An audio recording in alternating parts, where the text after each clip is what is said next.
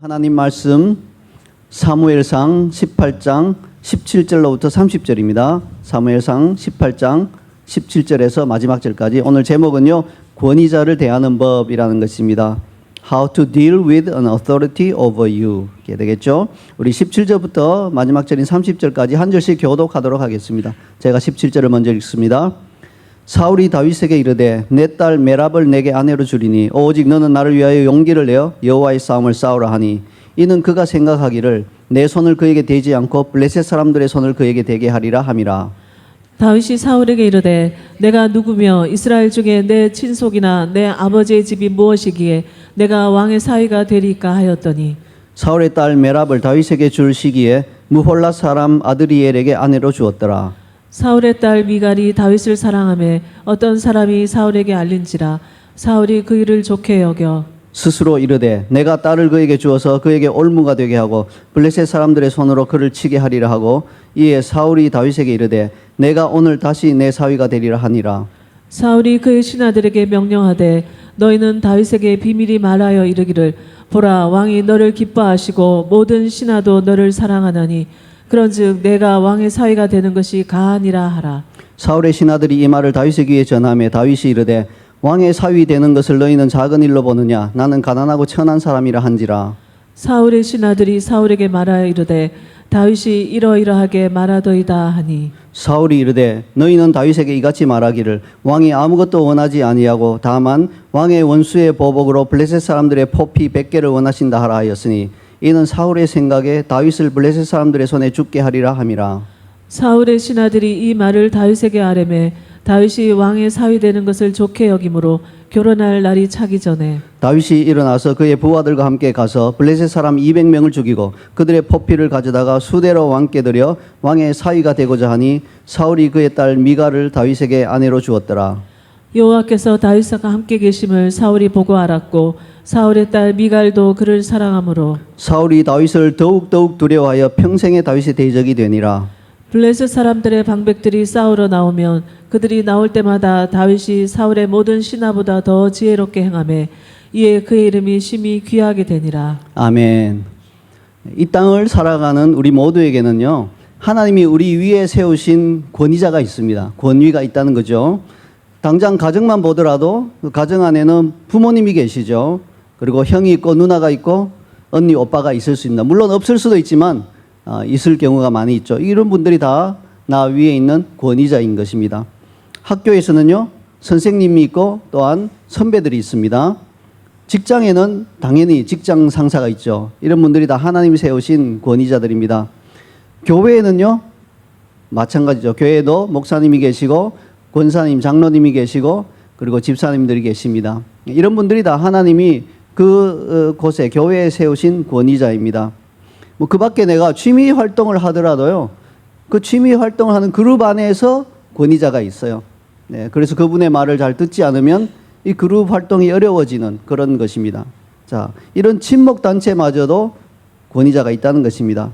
극단적으로 말하자면 두 사람이 만났을 때 서로 친구가 아닌 한 둘 중에 한 사람은 다른 사람에 대해서 권위자인 것입니다. 그러므로 우리 주위에는 굉장히 많은 수의 권위자들이 있어요. 그 권위자가 큰 권위를 가진 부모나 뭐 직장 상사인 경우도 있고 그렇게 크지 않은 권위인 뭐 친목단체 어떤 회장님이나 총무님 뭐 이럴 수도 있지만 우리가 많은 권위자들을 우리 삶 가운데서 대해야 하는 것입니다. 자, 이들을 어떻게 대하는 것이 성경적이고 하나님 나라의 원리와 방법에 맞는 것일까요? 이것을 우리가 한번 생각해 보자는 것입니다. 근데 많은 경우에요, 이 세상이 워낙 타락한 세상이다 보니까 그 권위자는 내가 바라는 그런 모습이 아닐 수 있어요. 내가 원하는 모습이 아닐 수 있어요. 사실 내가 원하는 모습이 아닐 가능성이 훨씬 많아요. 저 권위자는 정말 내가 원하는 바라는 바로 그런 권위자이다. 이런 경우가 드물어요. 대부분 뭔가 마음에 안 들고 뭔가 나를 괴롭게 하는 그런 좀 나를 힘들게 하는 그런 권위자인 것처럼 느껴지는 것입니다. 그러나 그렇다 하더라도 하나님께서 그를 그 자리에 세우신 것은 틀림없는 사실입니다. 우리가 이것을 거부하고 시작하면요, 굉장히 불행해지는 거예요. 예를 들어서 부모님은 하나님이 나에게 주신 사랑하는 부모님이죠. 근데 그분이 마음에 안 든다고 저분은 나의 어머니 아버지가 아니야 이렇게 생각하고, 하나님이 그렇게 세운 분이 아니야, 마귀가 세운 거야 이렇게 생각하면 답이 없고요. 그 인생이 불행해지는 것입니다. 모든 권위는 하나님께서 허락하셔서 거기 서 있기 때문에 모든 권위는 하나님이 그를 그 자리에서 세우신 것이다. 이것을 믿는, 이것을 인정하는 것이 우리의 가장 우선적인 태도가 되어야 합니다. 사도 바울은 로마서 13장 1절에서 그것을 이렇게 설명하고 있습니다. 다 함께 읽어보겠습니다. 각 사람은 위에 있는 권세들에게 복종하라. 권세는 하나님으로부터 나지 않음이 없나니 모든 권세는 다 하나님께서 정하신 바라. 네, 권세라고 하는 것이 바로 권위이고요. 그것이 눈에 보이도록 세워져 있는 게 권위자입니다. 그러므로 모든 권위자, 나의 위에 있는 권위자는 대통령으로부터 해서 부모와 직장 상사에 이르기까지 하나님이 정하시고 하나님이 세우셨다고 사도 바울이 말씀하고 있습니다. 그러면 반드시 이런 질문이 단골로 나오게 돼 있어요. 이렇게 말하면, 아니 그러면 히틀러나 김일성도 하나님께서 세우신 것인가요?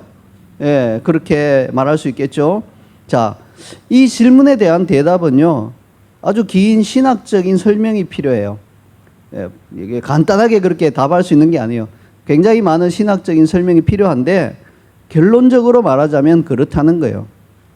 히틀러나 김일성이 세워진 것은 하나님께서 기뻐해서 세우신 것은 결코 아닐 거예요. 그렇잖아요. 그 수백만 명을 학살한 히틀러가 세워지는 것을 하나님이 기뻐하시면서 세우셨겠어요? 그건 아닌 걸 알 수 있죠. 그러나 어떤 민족의 죄로 인해서 혹은 그 시대의 죄로 인해서 하나님께서 단순히 허락하신 것일 수 있어요. 그리고 이제 그들이 그 허락받은 권세는 영원하지 않아요. 그들은 자기들에게 허락된 시간과 범위 안에서만 권세를 부릴 수 있어요. 만약 그들의 권세가 만약에 영원하다면 우리는 하나님이 선하신 분인가 그렇게 의심할 수 있겠죠. 히틀러가 죽지 않고 계속 살아서 계속 수많은 사람을 학살한다면 그거는 우리가 의심할 수 있어요. 그러나 그렇지 않은 것입니다. 딱 일정한 기간, 일정한 범위 안에서 세워진 대로 자기는 그 권세를 부리다가 사라져가는 것이에요. 그 후에는 심판이 있겠죠. 근데 하나님 왜 그를 여기 허락하셨느냐? 그건 우리가 잘 알 수 없지만 어쨌든 그건 하나님께서 세우신 권위다라는 것을 우리는 인정해야 하는 것입니다. 오늘 본문을 보면 다윗에게도 권위자가 있는 것을 볼 수 있죠. 바로 사울입니다. 다윗은 하나님께서 세우신 사울을 자신의 권위자로 온전히 인정하는 모습을 보이고 있어요. 사실 사울이 다윗에게 좋은 권위자는 아니었죠.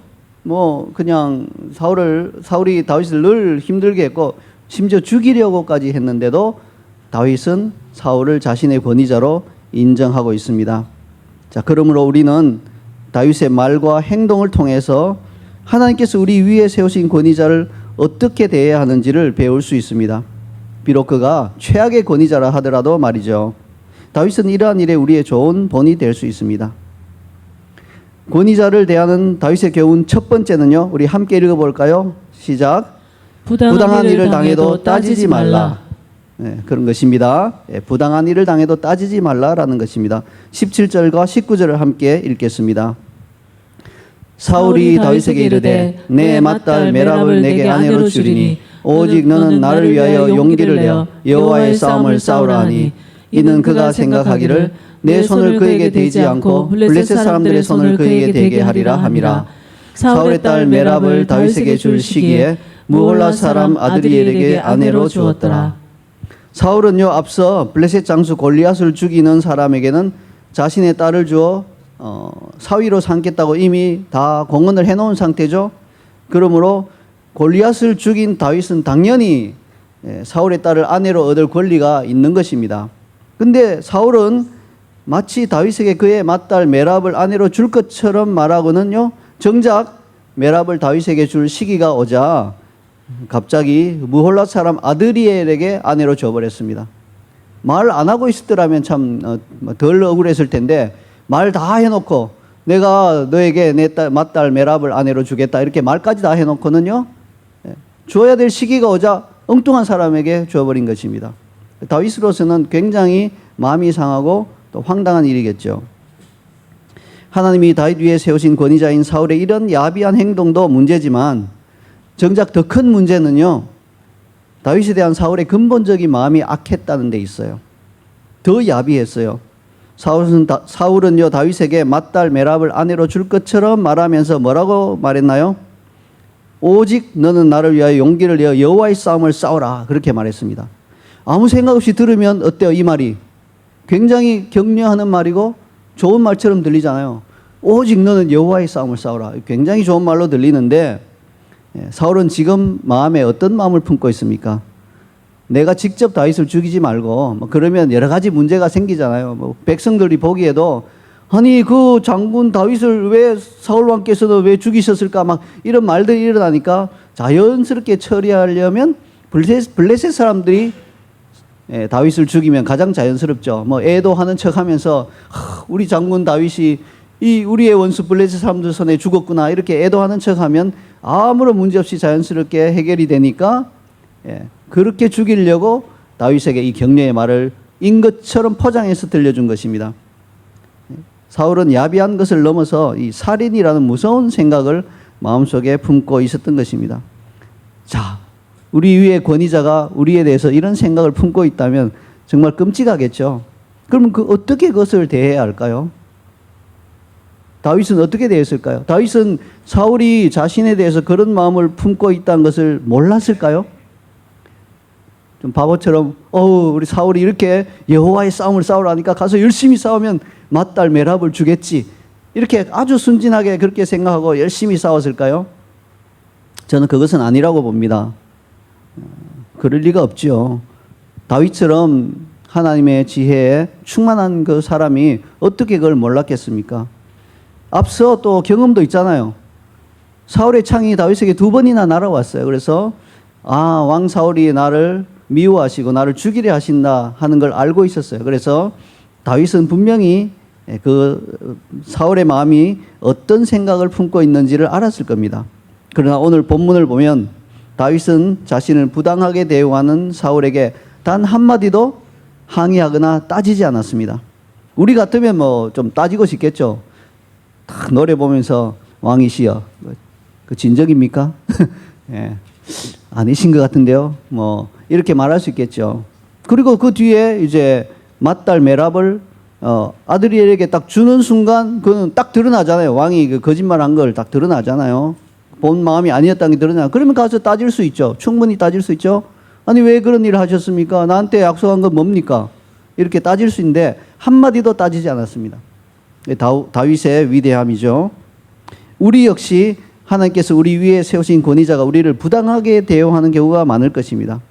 부모님이나 선생님이 부당하게 나를 대우하는 것처럼 느껴질 때가 많을 것입니다. 여러분 학교 다니다 보면 선생님이 다른 애한테는 이렇게 막 다 사정을 봐주고 잘 대하는데 꼭 나한테만 부당하게 대한다는 느낌이 들 수가 있어요. 직장에서도 마찬가지예요.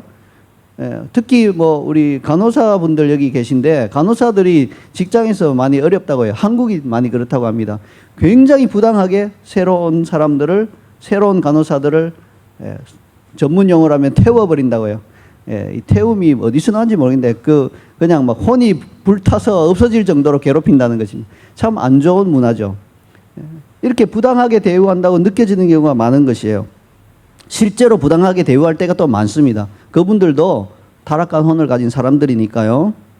이때 우리가 그분에게 가서 부당함을 따지는 것은요, 대부분 좋은 결과를 얻기가 어렵습니다. 그 이유는 뭘까요?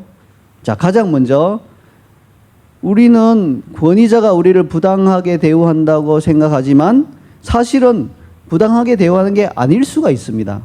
왜 그럴까요? 어떤 상황에서 내가 좀 문제가 있고 내가 하나님의 진리대로 하나님의 방식대로 또 세상이 일반적으로 생각하는 올바른 방식대로 행하고 있지 않기 때문에 지도자가 그것을 바로잡아 주려고 하는데 나도 역시 타락한 혼을 가지고 있다 보니까 이거 부당하다라고 느껴질 경우가 많다는 거예요. 그래서 그가 옳고 나는 잘못되었는데 부당하다 이렇게 느껴지는 경우가 많습니다. 이런 흔한 이유가 뭡니까?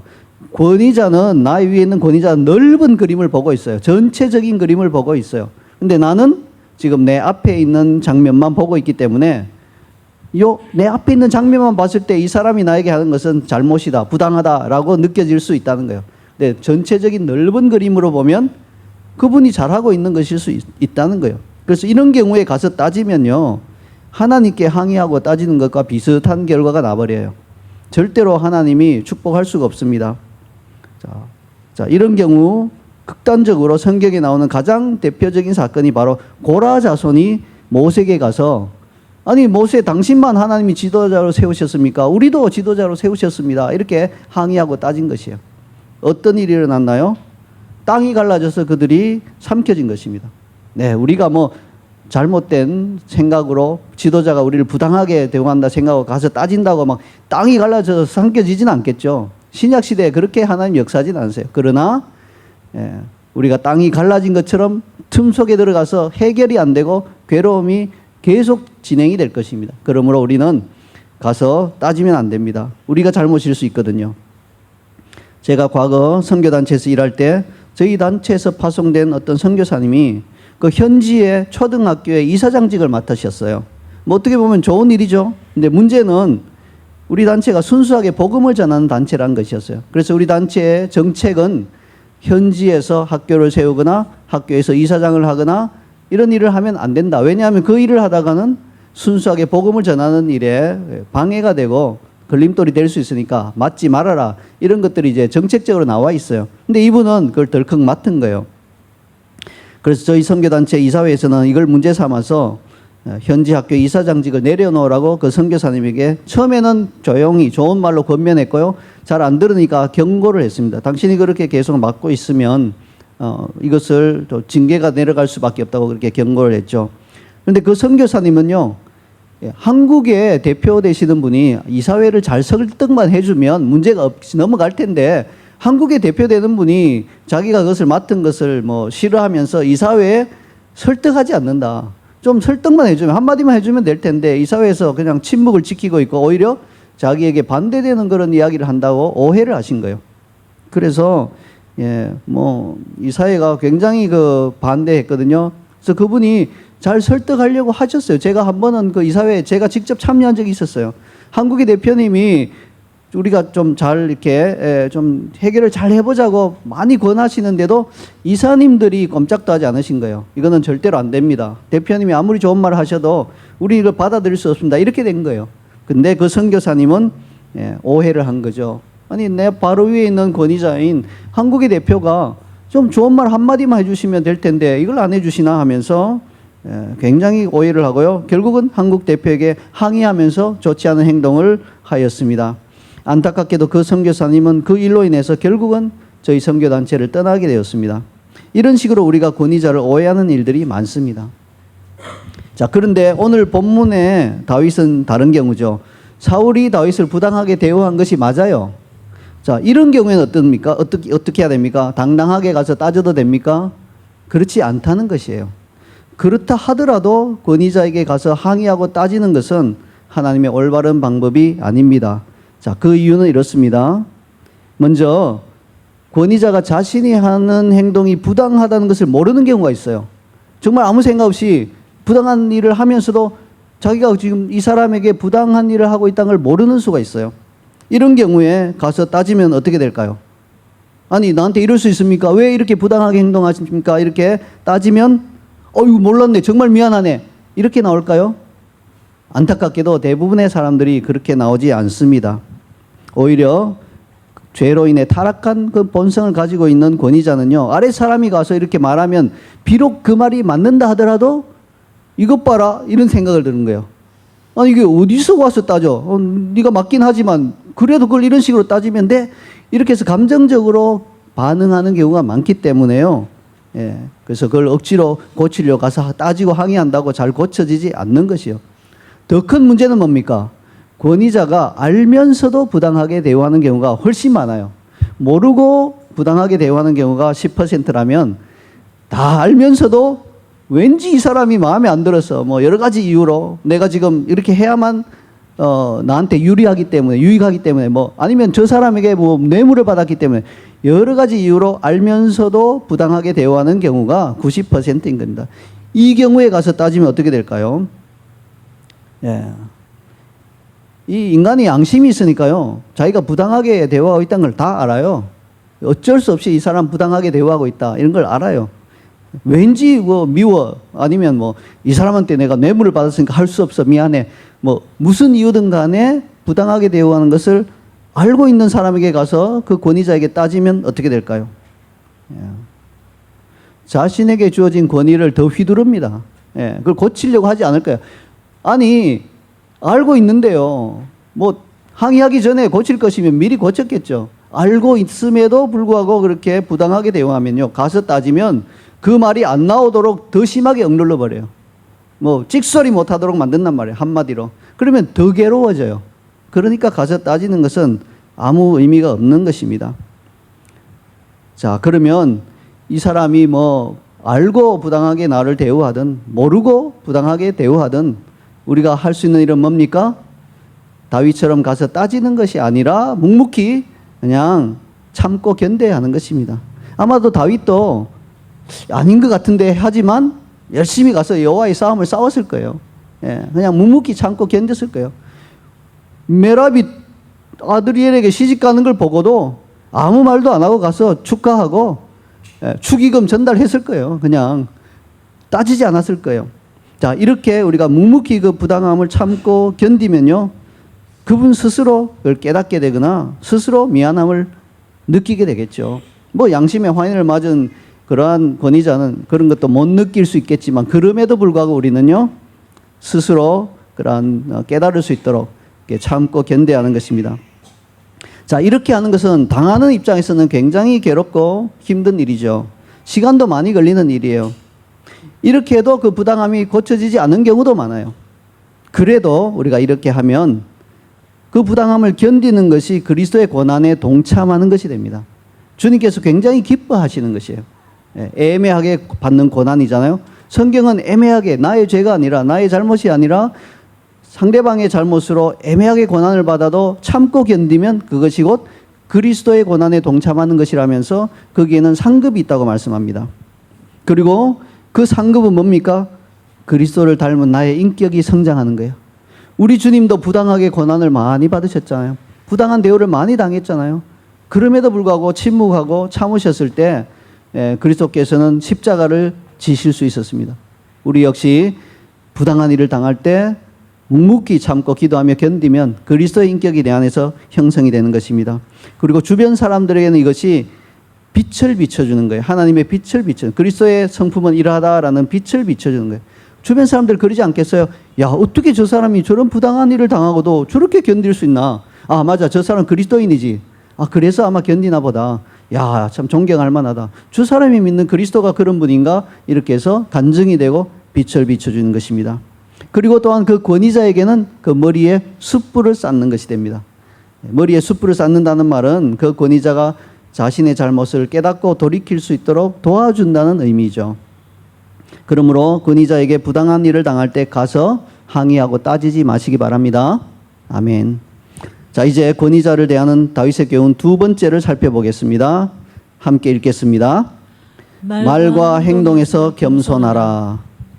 말과 행동에서 겸손하라는 것입니다. 18절과 23절을 함께 읽겠습니다.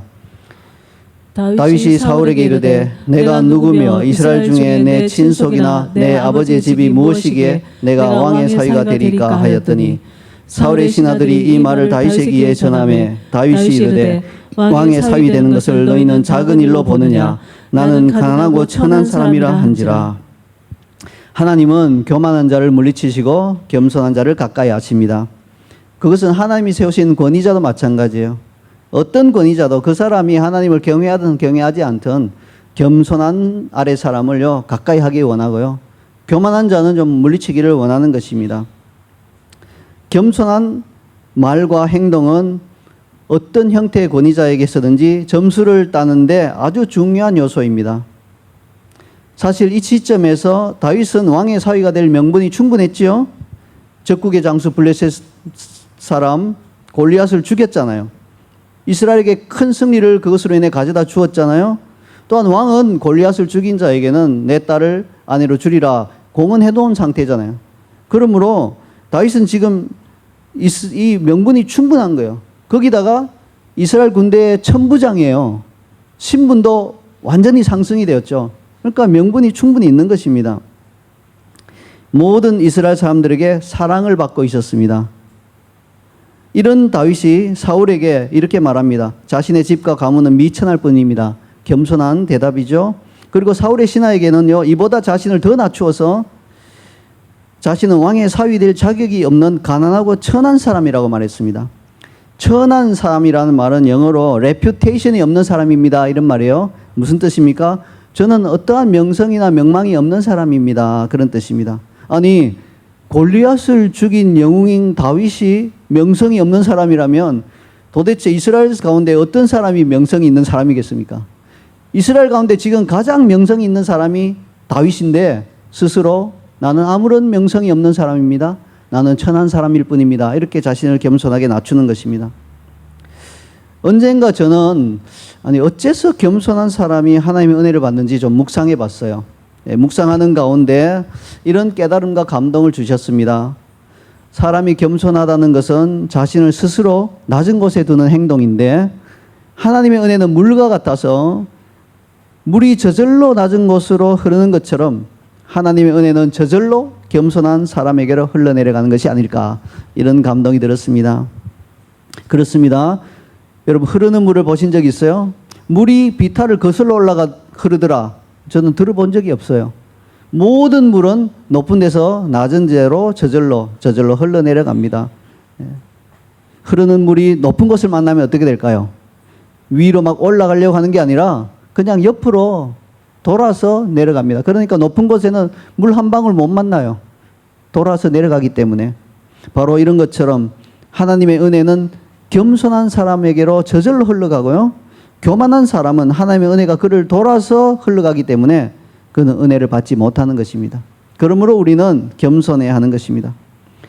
진정으로 겸손한 사람은 지위 고하를 막론하고 만나는 모든 사람에게 겸손합니다.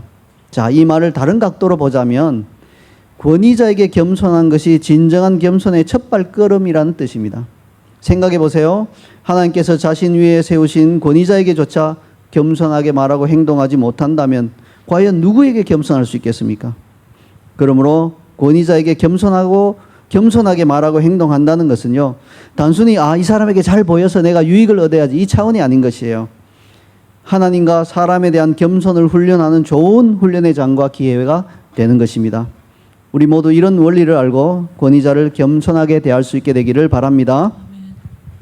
자, 이제 권위자를 대하는 다윗의 교훈 세 번째를 살펴보겠습니다. 함께 읽을까요? 상대가 요구하는 것보다 더 해주라 라는 것입니다. 25절과 27절을 함께 읽겠습니다. 사울이 이르되 너희는 다윗에게 이같이 말하기를 왕이 아무것도 원하지 아니하고 다만 왕의 원수의 보복으로 블레셋 사람들의 포피 100개를 원하신다 하라 하였으니 이는 사울의 생각에 다윗을 블레셋 사람들의 손에 죽게 하리라 함이라.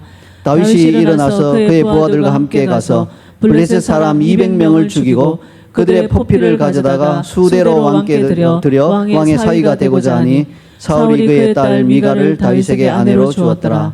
네, 시간이 조금 흘렀습니다. 사울의 딸 미갈이 다윗을 사랑하게 되었어요. 그러자 사울은 다시금 다윗을 죽이기 위한 계책과 술수를 쓰고 있습니다.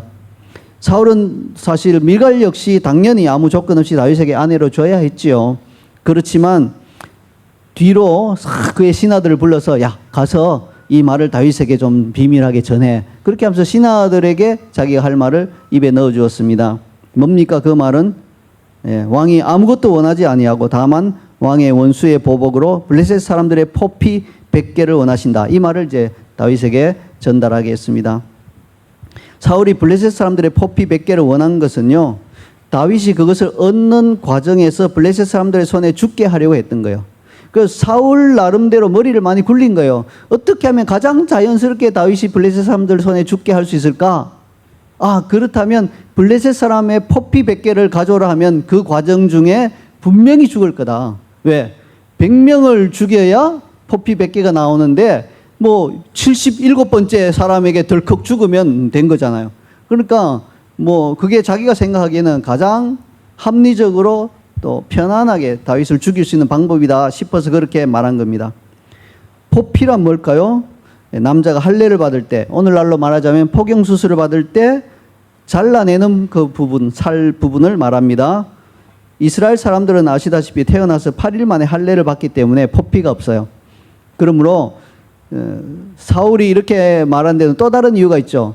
이스라엘 사람을 애꿎은 사람을 죽여서 자를 수는 없어요. 자를 게 없어요. 그러니까 반드시 블레셋 사람을 죽이고 자를 수밖에 없는 그런 안전장치를 나름대로 한 것이죠. 할례를 받지 않은 블레셋 사람들은 포피가 그대로 있습니다. 그러므로 포피를 얻으려면 블레셋 사람을 죽여야 합니다. 블레셋 사람 입장에서 한번 생각해 보세요. 적국의 장수인 다윗이 찾아와서 당신 내가 살려줄 테니까 포피만 좀 내게 줄 수 있겠어? 그러면 그러세요. 잠깐만 기다리세요 하고 저희 가서 에잇 하고 자기 잘라서 줄 수 있을까요? 그런 간단한 게 아닌 거예요. 여러분 그때 당시로는요 마취도 없고 수술하는 도구도 잘 없기 때문에 엄청난 고통을 겪어야 돼요. 한 사나흘 그냥 꼼짝도 못하고 누워 있어야 돼요. 그러니까 그렇게 쉽게 내줄 수 있는 게 아니란 것입니다. 반드시 죽여서 잘라내야 되는 것입니다. 사울은 이런 포피 100개를 원했습니다. 네, 몇 개는 구할 수 있겠지만 죽이고 설마 100명을 죽이고 그 100개를 구해올 수 있겠나. 블레셋 장수 가운데 골리앗까지는 아니더라도 뭐 굉장한 장수들도 있을 텐데 그들 손에 죽을 수 있겠구나. 이렇게 해서 100개를 요구한 것입니다. 그러나 다윗은요 묻지도 따지지도 않고 그의 부하들과 함께 가서 블레셋 사람 200명을 죽이고 그들의 포피를 가져다가 그 수대로 왕께 드렸습니다. 사울이 요구했던 것을 2배나 더 채워서 준 것입니다. 자, 여기서 우리가 기억해야 할 한 가지 포인트가 있습니다. 그것은요 다윗이 사울이 요구한 것을 2배로 주었지 사울이 기대한 것을 2배로 준 것은 아니라는 사실입니다. 사울이 기대한 것은 뭡니까? 다윗이 블레셋 사람들 손에 죽는 것이었어요. 예. 그러나 권위자가 하나님의 뜻에 반하는 불법적인 기대를 하고 있다면요 그것을 2배로 해주고 이럴 필요는 없어요. 다만 표면적으로 그가 요구하는 것보다 더 많이 해주면 됩니다. 그럼으로써 그가 다른 트집을 잡지 못하고 자신이 약속한 것을 실천할 수밖에 없도록 만드는 것입니다. 사울이 어쩔 수 없이 딸 미갈을 다윗의 아내에게 주었습니다. 왜? 약속했으니까요. 내심 기대하는 바는 죽었으면 좋겠다는데 뭐 200개를 가지고 오니까 할 말이 없잖아요. 자기는 100개 이야기했는데 200개 가져오니까 어쩔 수 없이 미갈을 다윗에게 아내로 준 것입니다. 그러나 뭐 권위자가 요구하는 것보다 더 많이 해주는 것은요 절대 쉬운 일이 아니죠. 특히 권위자가 우리에 대해서 안 좋은 마음을 품고 있고 부당하게 대우하는 상황에서 어떤 것을 해달라 이렇게 했을 때 그걸 2배로 하는 것은요 결코 쉽지 않아요. 예. 오늘 다윗의 경우처럼 권위자가 불가능해 보이는 요구를 하는 경우도 많기 때문에 그래요. 그럼에도 불구하고 여호와께서 다윗과 함께 계신 것처럼 우리 역시 하나님 우리와 함께 하신다면요 우리는요 권위자가 요구하는 것보다 더 해줄 수 있을 줄로 믿습니다. 예, 기적적으로 그렇게 해줄 수 있어요. 그러면요 권위자가 깜짝 놀라고 뭐 굉장히 이제 자기가 한 말에 대해서 책임질 수밖에 없는 코너에 몰리게 되는 것입니다. 이렇게 우리가 권위자 요구보다 더 많이 행한다면 어떤 일이 일어날까요? 우리 위에 있는 권위자가 우리를 대적하는 자라면요 그는 우리를 두려워하게 될 거예요. 그리고 우리 위에 있는 권위자가 우리를 대적하지 않고 그냥 인정하는 자라면 우리를 존중하는 마음을 가지게 될 거예요. 야, 이거 대단하다 이런 생각을 가지고 쳐다보기 시작한다는 것이죠. 그리고 우리는요 주변 사람들로부터도 인정을 받고 우리 이름이 귀하게 될 것입니다. 28절에서 30절까지가 바로 그와 같은 것을 보여줍니다. 함께 읽겠습니다. 여호와께서 다윗과 함께 계심을 사울이 보고 알았고 사울의 딸 미갈도 그를 사랑하므로 사울이 다윗을 더욱 두려워하여 평생의 다윗의 대적이 되니라. 블레셋 사람들의 방백들이 싸우러 나오면 그들이 나올 때마다 다윗이 사울의 모든 신하보다 더 지혜롭게 행하며 이에 그의 이름이 심히 귀하게 되니라. 저는 개인적으로 다윗이 블레셋 사람들의 포피 200개를 사울과 함께 드렸을 때 사울의 표정이 어땠을지 참 궁금합니다. 예. 신하들이 보는 앞에서 어쩔 수 없이 받으면서 다윗을 칭찬을 해줘야 하는데 속마음은 굉장히 쓰렸겠죠. 아마도 그때 사울의 얼굴 표정을 딱 잡아서 사진으로 딱 박제했다면 올해 당황하는 표정상 딱 수상하는데 문제가 없었을 거예요. 굉장히 복잡 미묘하고 당황스러운 표정이 그대로 사울의 얼굴에 나타났을 것이기 때문에 그래요. 이제 제가 아는 후배의 직장생활 가운데 있었던 하나의 생생한 간증을 들려드리겠습니다. 이 간증 가운데 다윗의 3가지 교훈들이 다 들어 있습니다. 그 후배는 무리한 요구를 받은 다음 직장 상사에게 항의하거나 따지지 않았습니다. 그는 겸손한 말과 행동을 보였습니다. 그리고 자기가 요구받은 것보다 더 해주었습니다. 일주일 말미 받았는데 하루 반 만에 다 해주었다는 거죠. 그 결과 모든 직장 상사들이 그 후배를 두려워하게 되었고요. 그의 이름이 직장 내에서 심히 귀하게 되었습니다. 이런 점들을 생각하면서 간증을 들으시면 오늘 메시지가 더 깊이 속 사람 안으로 들어가는데 도움이 될 것입니다. 자, 그 후배는 제가 대학교 동아리에서 만났습니다. 그리고 함께 영어 성경 공부를 하면서 저를 비롯한 선배들이 영어를 열심히 가르쳤고요. 그 후배는 잘 배웠습니다. 그리고 열심히 노력해서 영어 실력이 점점 늘었습니다. 지방대 인기 없는 학과를 다니던 그는 노력의 결과 졸업반 때는 교환 학생으로 뽑혀서 몇 명 안 뽑는, 2명 뽑는 그 교환 학생으로 뽑혀서 미국에 유학 갈 기회를 얻었어요. 미국에서 4학년 과정을 미국 학교에서, 미국 대학교에서 하는 거죠. 그리고 그 대학에서 한 해 4학년을 마친 다음에 전공을 전자공학으로 바꿔서 완전히 다른 분야예요. 전자공학으로 바꿔서 대학원 과정을 또한 그 대학원에서 마쳤습니다. 자, 대학원 공부를 마치고 그는 기도하는 가운데 마이크로소프트 본사에 입사 지원서를 냈습니다. 자, 그를 아는 주변의 사람들은 다 비웃었어요. 아니, 주제를 모르는구나. 마이크로소프트사라고 하면요, 당시에 미국의 청년들이 꿈의 직장으로 생각하고 누구나 다 가기를 원했지만 입사하기가 하늘의 별 따기처럼 굉장히 어려웠던 그러한 곳인데, 아니, 한국에 와서 영어도 어눌한 사람이 또 엉뚱한 전공을 하다가 대학원이 되었어야 전자공학을 한 사람이 마이크로소프트 본사에 원서를 냈다니까 막 비웃었죠. 어떤 이들은 네가 거기 합격하면 내 손에 장을 지진다 막 이렇게까지 대놓고 비웃었어요. 그러나 하나님의 도우심이 있어서인지 그는 마이크로소프트 본사에 최종 합격했습니다. 시애틀에 있는 마이크로소프트 본사에 출근한 첫날, 자, 그가 배치된 부서의 직장 상사가 와서 그를 반기면서 이렇게 말했어요. 입사를 축하하네. 여기 자네가 처리했으면 하는 간단한 첫 컴퓨터 프로그래밍 프로젝트가 있는데 일주일의 말미를 줄 테니까 잘 해결해서 정리해서 보고하게, 그렇게 하면서 그 손에 만나자마자 어떤 프로젝트 하나를 맡기고 떠났습니다. 자기 자리에 가서 앉은 것이죠. 직장 상사가 별것 아니라는 듯이 건네준 그 프로젝트는 사실은 그 회사 내의 날고 긴다는 모든 실력자들이 풀지 못하던 난해한 프로젝트였어요. 생각해 보세요.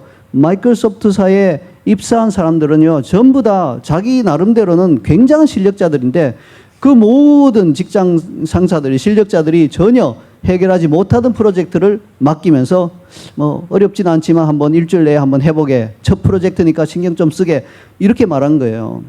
자, 이건 그 목적이 뭡니까? 그 후배에게 이것을 준 이유는요, 소위 말하는 신입사원 길들이기란 것이에요. 태운 것이죠, 한마디로.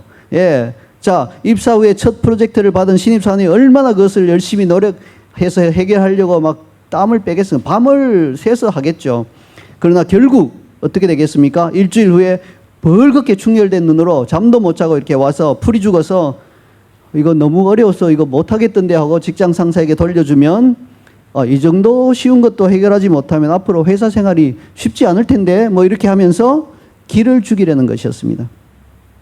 그 후배는 그날 하루 종일 컴퓨터와 씨름하면서 프로젝트를 해결하기 위해서 열심히 일했지만 당연히 조금의 진척도 보지 못했습니다.